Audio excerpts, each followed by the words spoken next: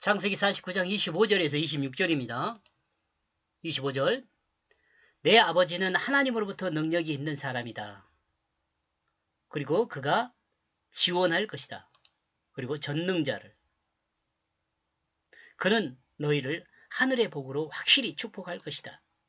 복 위에 복으로 깊은 곳에 잠복하고 있는 양쪽 젖을 먹이는 복 안에서.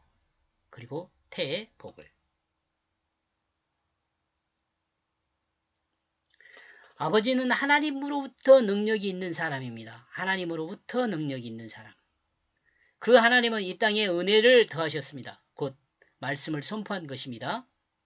그러므로 그 선포된 말씀을 지원합니다.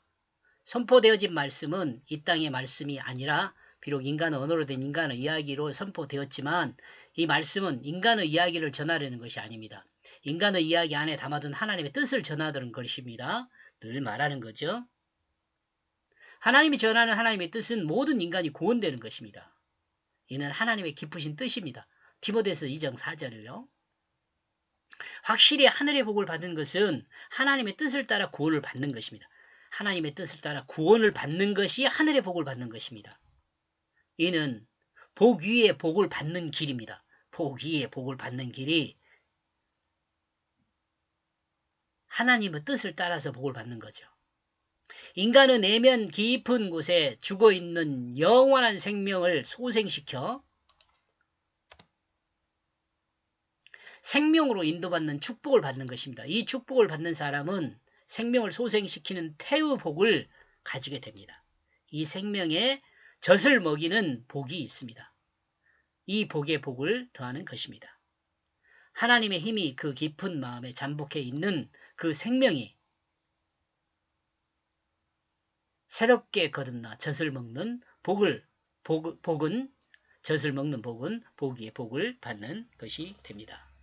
26절. 내 아버지의 축복이 내 조부의 축복보다 크다.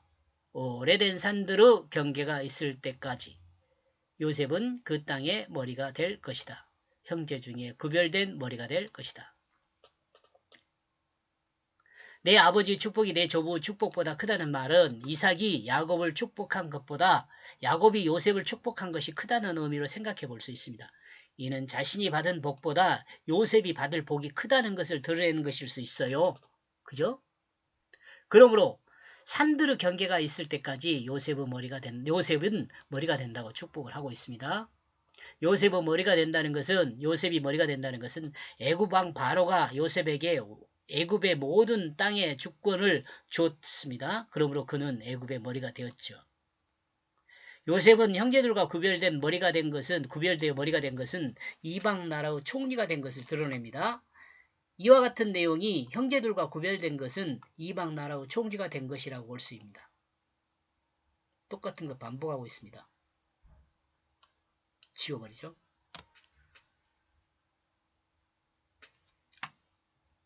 사람은 하나님 나라를 반역하여 자기중심의 나라를 세운 사람입니다. 그러므로 사람은 하나님 나라를 반역한 죄인입니다. 이 자기중심의 나라의 총리가 된 것은 그 땅의 주권을 가진 것을 말합니다. 요셉의 이름의 뜻이 그가 더할 것이다 입니다. 하나님은 하나님 나라를 반역하고 자기중심으로 사는 사람에게 선포된 하나님 말씀을 더하여 그 말씀의 다스림을 받게 하셨습니다. 이것은 좀 여러분이 생각하면서 이해를 했으면 좋겠어요.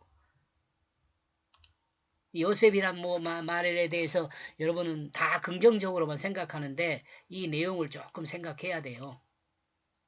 요셉이라는 밑에 더하는 것이 무슨 의미만 전달해요. 하나님은 하나님 나라를 반역하고 자기중심으로 사는 사람에게 선포된 하나님 말씀을 더하여 그 말씀의 다스림을 받게 합니다. 이 더한다는 의미를 전달하는 거지, 의미를 전달하는 도구이지 의미 자체는 아니란 말이죠.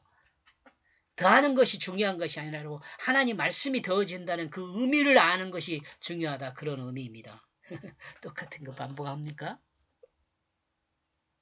이렇게 해서 24절까지요. 22절에서 26절까지 내용을 정리를 하면은요. 야곱이 붙은 활은 영원히 거주하여 목자가 그로부터 나오고 있다라고 정리해 보았습니다. 여기까지 보겠습니다. 고맙습니다.